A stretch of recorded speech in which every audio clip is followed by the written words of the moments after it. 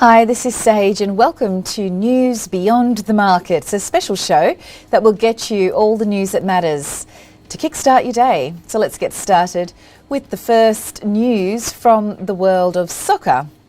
After a long break, Australia has started the World Cup qualifications from scratch. And yes, that's correct. Nearly 18 months without an international match. Australia's World Cup qualification cranks back into gear on Thursday, and the team is to have a clash. And we'll be back right after this short interruption.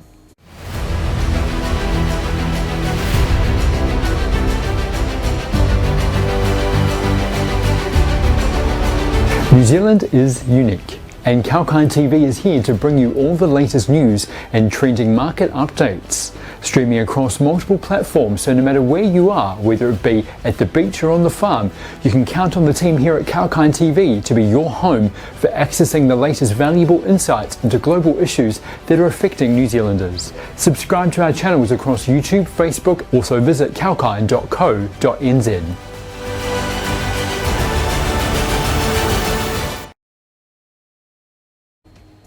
Thanks for joining us for Kalkine TV's News Beyond the Market, and I'm Sage.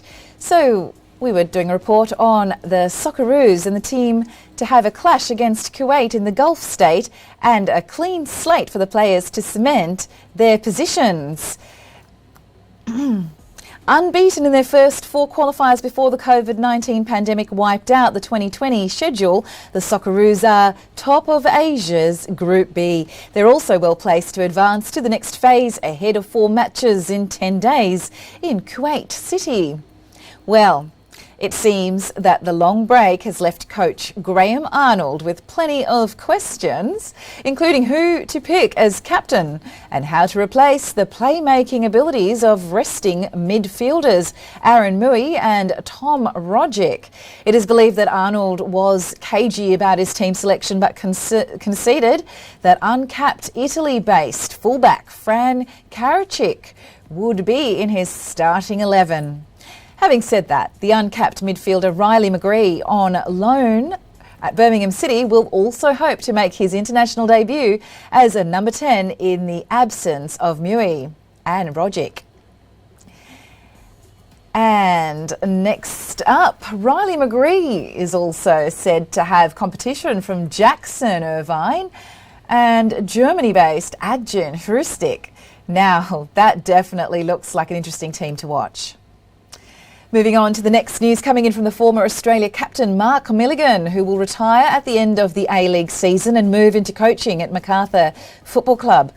And well, the Sydney club said that Milligan will join Ante Milicic's staff as an assistant next season. So see the well-travelled defensive midfielder retired from international football at the end of 2019 and returned home to Australia last year to captain expansion side Macarthur in its inaugural season. Let's see, Milligan has also played in all but one of Macarthur's games this season and scored 3 times, including a rocket from outside the box on Monday.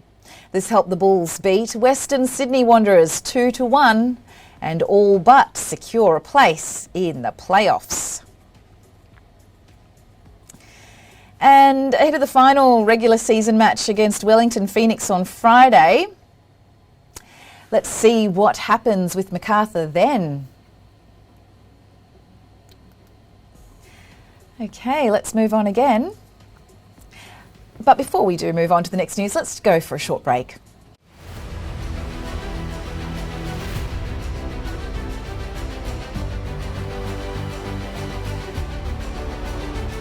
At Kalkine TV, we'll take you to the heart of the Australian equity market.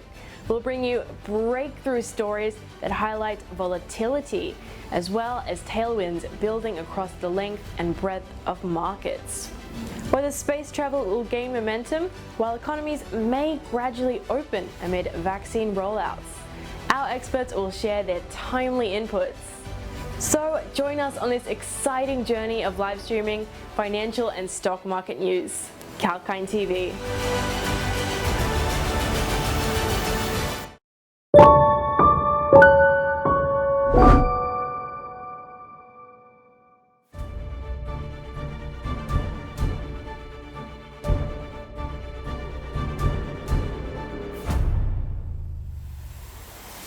Crypto talk by Kalkine. The crypto market has been red hot given the Bitcoin rally since the past year. And now the most famous cryptocurrency has got competitors, Dogecoin and Ethereum. If the crypto market excites you, tune in with me, Sage, to know the latest developments about the existing digital currencies and the new ones that are joining the race. I'll help you understand the opportunities and the risks the crypto market has in store for you. For all the digital currency related developments, continue watching Crypto Talk by Kalkine.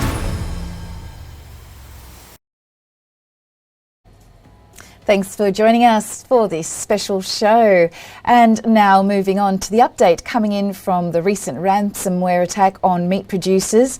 Brazil's JBS SA told the US government that a ransomware attack on the company that disrupted the meat production in North America and Australia originated from a criminal organisation likely based in Russia. JBS is the world's largest meat packer, and it said on Tuesday night it had made significant progress in resolving the cyber attack, and therefore it looks like the vast majority of the company's beef, pork, poultry and prepared food plants will be operational on Wednesday, easing concerns over rising food prices. And in fact, the cyber attack followed one last month by a group with ties to Russia on Colonial Pipeline, and the largest fuel pipeline in the United States, which crippled the fuel delivery for several days in the US southeast. And after that, JBS halted the cattle slaughter at all its US plants on Tuesday, and according to union officials. But now, on Monday, the attack caused Australian operations to shut down. And the North American operations headquartered are in Greeley, Colorado, and JBS controls about 20% of the slaughtering capacity for the US cattle and hogs. Well, on that same matter, the White House spokeswoman Karine Jean-Pierre said the United States contacted Russia's government and that the FBI was investigating. So you're watching the Beyond the News show by Kalkine TV, and this is Sage, and we have some interesting news to share on the JBS cyber attack. But before we do, we're going to take a short break.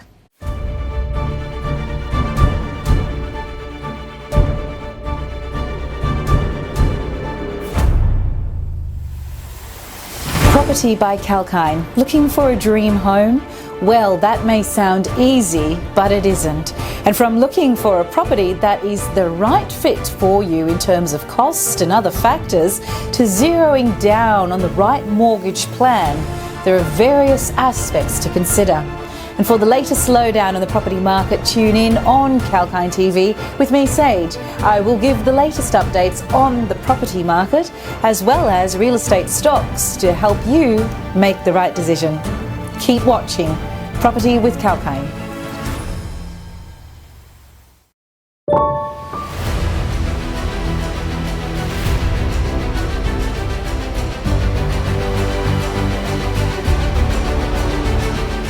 The market takes the weekend off, but your money won't. Get a comprehensive update on the ASX listed stocks and market trends. Watch the experts touch upon the fundamental and technical developments and trending strategies in the equity space. We will be your daily guide as you explore the Australian share market, be it global vaccine developments or China's trade relations or global political turmoil or economic revival prospects. We will bring you live updates driving the equity market trends. Kalkine TV.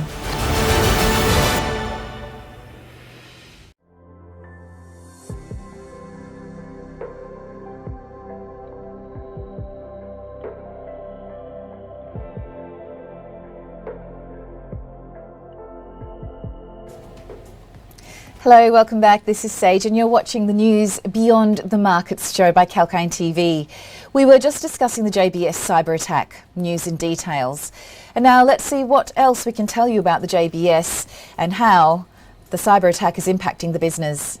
So JBS sells beef and pork under the Swift brand, with retailers like Costco, Wholesale Corp carrying its pork loins and tenderloins, and JBS also owns most of the chicken processor Pilgrim's Pride Co., which sells organic chicken under the Just Bear brand. Therefore, it is believed that the ongoing shutdowns of JBS plants would threaten to raise meat prices further for American consumers during the summer grilling season and to disrupt meat exports at a time of strong demand from China. And moreover, the disruption quickly had an impact on Tuesday, the industry analyst said. Overall in the US, the meat packers slaughtered 22% fewer cattle than a week earlier and 18% than a year earlier, according to estimates from the US Department of Agriculture. Pork processing was also down. Prices for choice and select cuts of US beef shipped to wholesale buyers in large boxes each jumped more than 1%. The USDA contacted several major meat processors to encourage them to keep supplies moving and slaughter additional livestock when possible. The agency also urged meat packers to make their IT and supply chain infrastructure more durable. Federal agencies, including the USDA and Department of Homeland Security, are closely monitoring meat and poultry supplies. The agencies are also working with the agricultural processors to ensure no price manipulation occurs as a result of the cyber attack. And coming back to the JBS, it suspended all affected systems, notified authorities, and that backed up servers were not affected. In fact, a representative in Sao Paulo said there was no impact on Brazilian operations, and the company said Sunday's cyber attack affected its North American and Australian IT systems, and resolution of the incident will take time, which may delay certain transactions with customers and suppliers. The US beef and pork prices are already rising as China increases imports, animal feed costs rise, and slaughterhouses face a dearth of workers.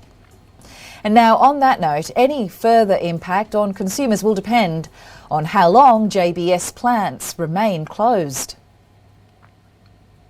JBS Beef in Cactus, Texas said on Facebook that there would be no production for fabrication, slaughtering or rendering on one shift on Wednesday. Another shift will have regular start times for employees. In fact, an early shift was also cancelled on Wednesday at JBS's beef plant in Greeley after the cyber attack, but a later shift was scheduled to resume normally. And moreover, a pork plant in Ottumwa, Iowa, will have no harvest production on its first or second shifts on Wednesday, according to a Facebook post that said the company was continuing to work through its IT issues.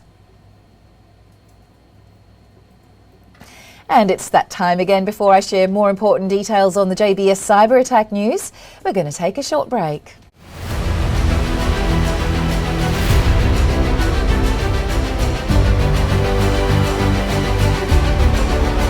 New Zealand is unique, and Kalkine TV is here to bring you all the latest news and trending market updates. Streaming across multiple platforms, so no matter where you are, whether it be at the beach or on the farm, you can count on the team here at Kalkine TV to be your home for accessing the latest valuable insights into global issues that are affecting New Zealanders. Subscribe to our channels across YouTube, Facebook, also visit kalkine.co.nz.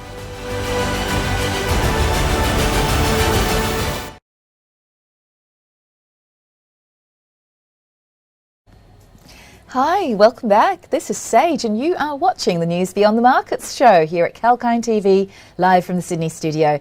And if you're just joining us, we were discussing the JBS cyber attack news in details. Let's continue on with that subject. Some other aspects of the plant are operating despite the severe cyber attack, so that's one relief. And JBS Canada said in a Facebook post that it operated a shift at its beef plant in Brooks, Alberta on Tuesday after cancelling shifts earlier in the day and on Monday. The United States Cattlemen's Association, a beef industry group, said on Twitter that it had reports of JBS redirecting livestock haulers who arrived at plants with animals ready for slaughter. In the conclusion, I would like to inform the viewers that last year, cattle and hogs backed up on US farms, and some animals were euthanised when meat plants were shut during the coronavirus outbreaks among workers. And over the past few years, ransomware has evolved into a pressing national security issue. A number of gangs, many of them Russian speakers, developed the software that encrypts files and then demands payments in cryptocurrency for keys that allow the owners to decipher and use them again. And therefore it will be interesting to see how the businesses are tackling this pressing issue of cybersecurity. And now let's continue on with the next news update from New Zealand and the ballooning water bills of the residents. The local government minister Nanaia Mahuta said that the new analysis of the New Zealand's drinking water, wastewater and stormwater infrastructure provides New Zealanders with a clear picture of the urgent problems and highlights the economic benefits that can be unlocked by tackling them. The reports released today identify investment of between $120 billion and $185 billion is needed over the next 30 years to ensure New Zealanders' drinking water, wastewater and stormwater infrastructure meets acceptable public health and environmental standards. The reports also highlight how the national water infrastructure reforms would create an extra 5,900 to 9,300 jobs countrywide between 2022 and 2051. The analysis was undertaken by the Water Industry Commission for Scotland, WICS in other words, and two further reports from Ferriersweir and Becker provide assurance of the WICS approach and its relevance for New Zealand. The government is working alongside local government on a proposal to combine the country's 67 council-owned and managed water service providers into a small number of publicly owned providers, and together the reports confirm the need for major reform to upgrade and maintain water infrastructure, protect the environment and avoid unaffordable increases to household bills. For example, without reform, average household bills in 2051 are forecast to range from $1,900 to $1,900. Sorry, that was $1,900 to $13,900.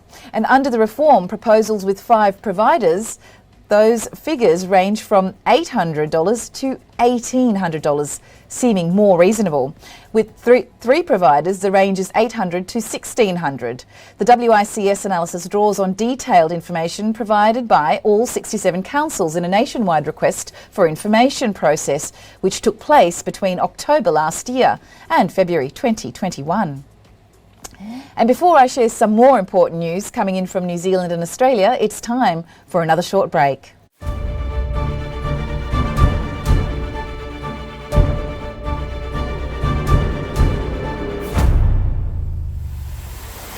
Property by Kalkine. Looking for a dream home? Well, that may sound easy, but it isn't. And from looking for a property that is the right fit for you in terms of cost and other factors, to zeroing down on the right mortgage plan, there are various aspects to consider. And for the latest lowdown on the property market, tune in on Kalkine TV with me, Sage. I will give the latest updates on the property market as well as real estate stocks to help you make the right decision. Keep watching Property with Kalkine.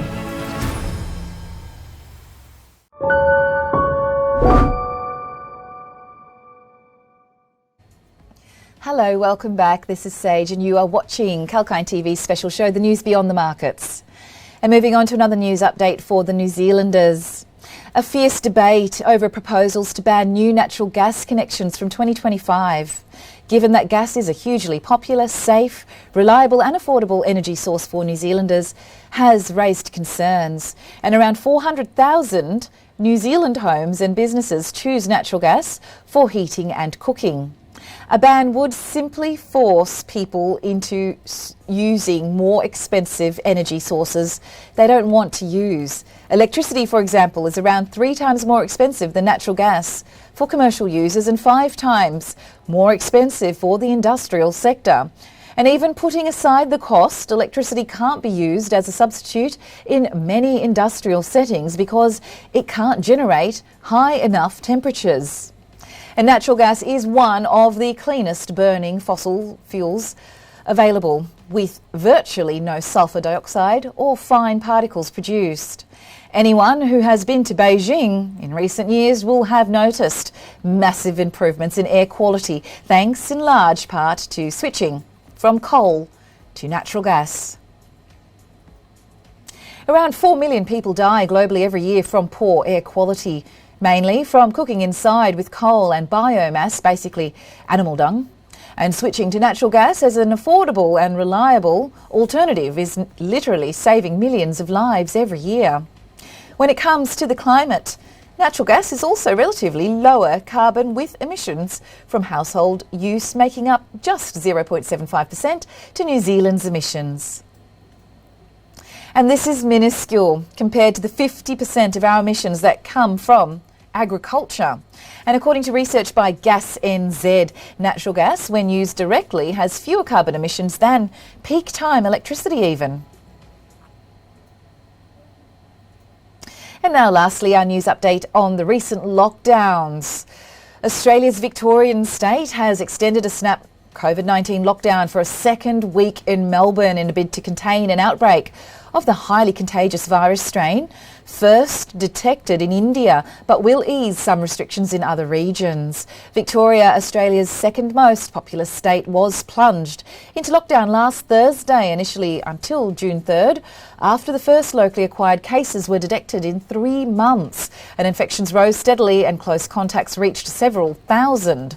A snap lockdown, regional border restrictions and tough social distancing rules have largely helped Australia to suppress all prior outbreaks and keeps its COVID-19 numbers relatively low at just over 30,100 cases and 910 deaths.